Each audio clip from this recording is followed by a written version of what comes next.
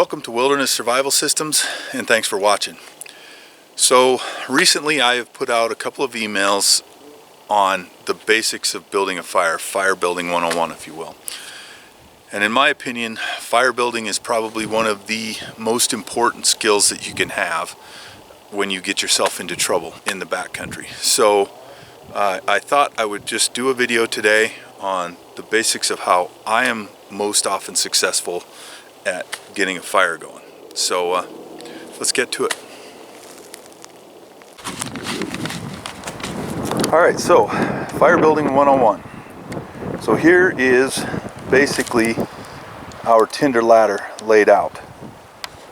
Okay, hopefully you can hear me over the wind. Alright, we've got our base tinder right here, which is grass.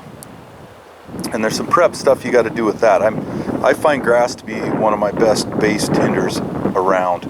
You can use, you see the pine needles and stuff laying out here on the ground. You can use that. I find it's not quite as easy to get going as the grass. And so that's my base tinder. And then you're going to move on up to more twigs and things like that, probably about pencil size in diameter. And so you're going to start this and then slowly feed that onto your fire until it's engulfed. And then you're going to move up to the next on the ladder, and that is something that's getting to be a little more than pencil sized. Now you could probably jump from here to what I'm going to show you next, which is actually moving into what I would consider kind of a fuel, something that's going to burn longer. But in a bad situation, you really want to guarantee success the first time you try this. There's nothing more demoralizing when you're freezing cold than to not be successful starting your fire the first time you try.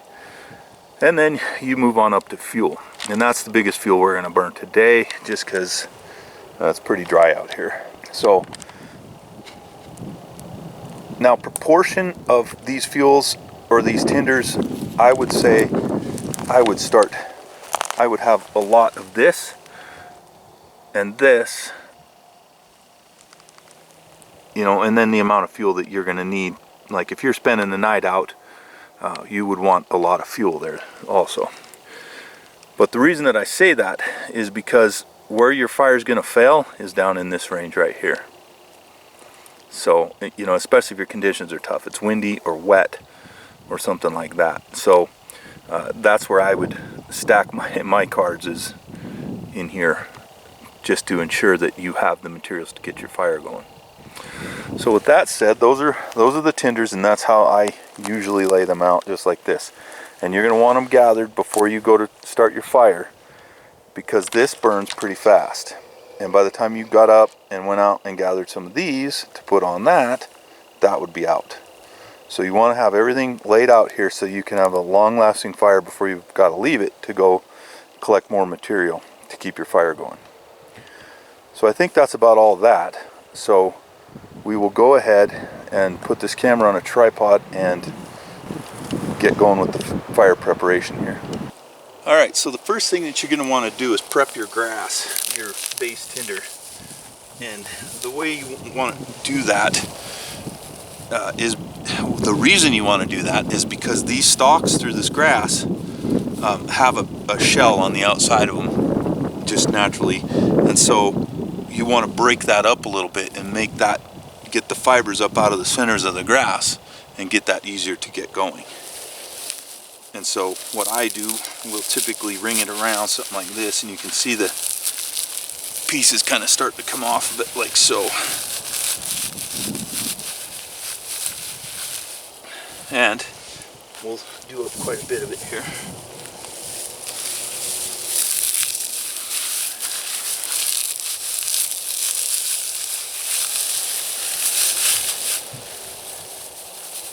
So then you're going to form this into kind of a nest. And with your ferro rod, you kind of want your sparks going into the center of this nest that you built out.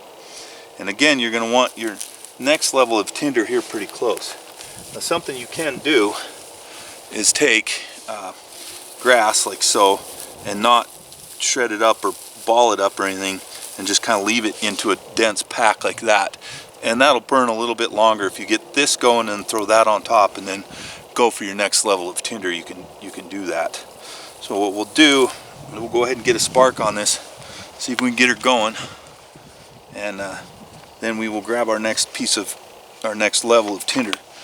But the thing that you want to really be careful of is that once this starts going, it's pretty fragile. It doesn't have a lot of heat to pull in the air, and so you don't want to throw a whole bunch of your next level of tinder on there, because you can smother it out, and so you don't want to do that. This animal is really tender when you first get it going. So we'll take a ferro rod, and typically with grass, all it takes is a ferro rod to get it going.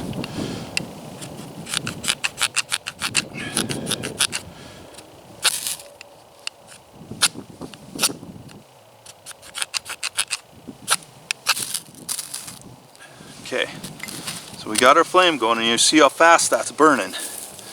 So we want to get our next level of tinder on there soon.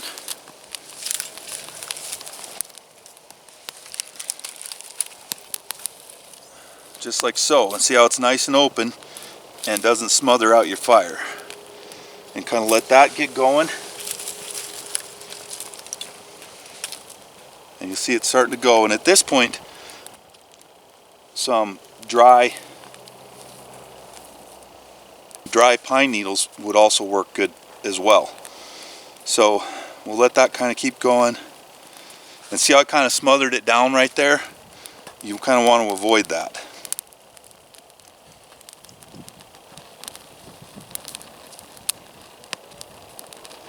And once this gets good and engulfed, keep adding a little bit more of that. And then we'll move up to our next level.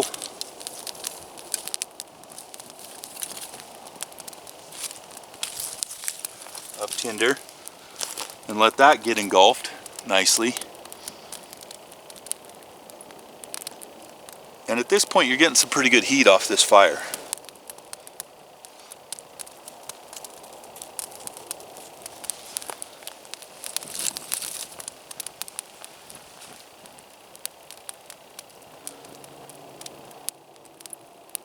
And notice how much longer your material burns as it gets bigger.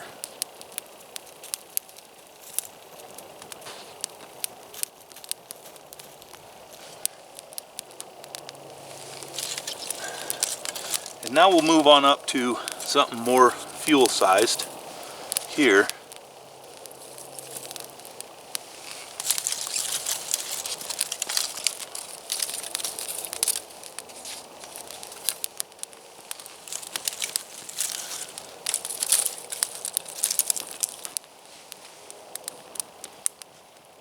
And once that gets good and engulfed, you're pretty much, like I said, at a fuel sized fire. You could leave it for a little while, but I wouldn't leave it for a long period of time, or you're going to lose your fire.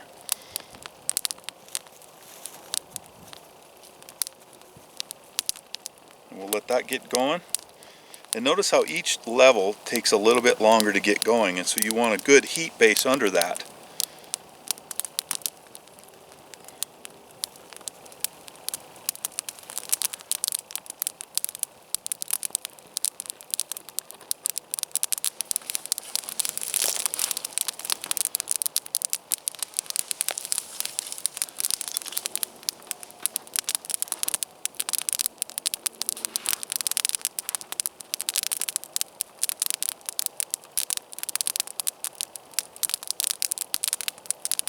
Alright, so that level of tinder is burning good now, and now we'll go ahead and add our big fuel.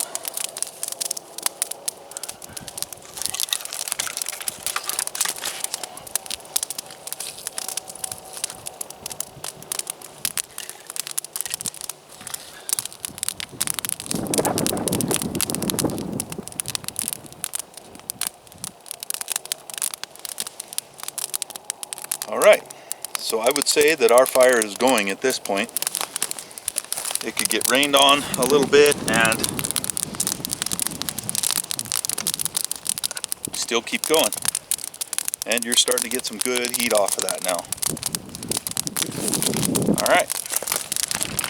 So that, in a nutshell, is fire building 101.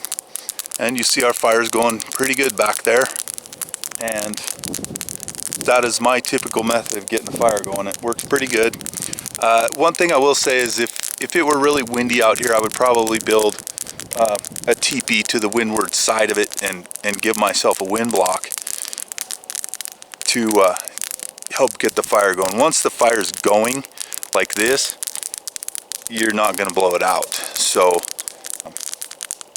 you build that teepee around the outside of it, and that'll give you kind of a wind block, and then you can get your fire going on the inside of that. So yeah, fire building 101, and now I can cook Zeke and I lunch.